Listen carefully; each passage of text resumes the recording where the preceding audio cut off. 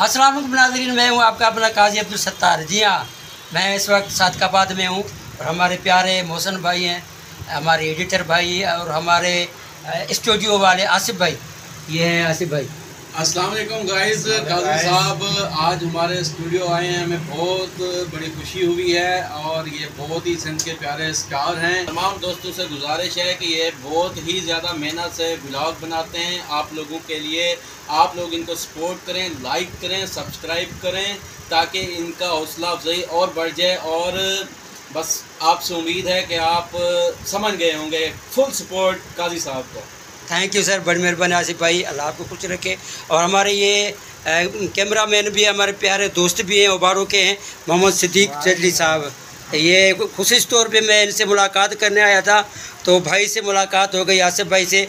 और वो प्यारे बहुत ही नफीस और जो ना दिलरबा बंदे हैं, इनसे मुलाकात करके बहुत अच्छा लगा। मैं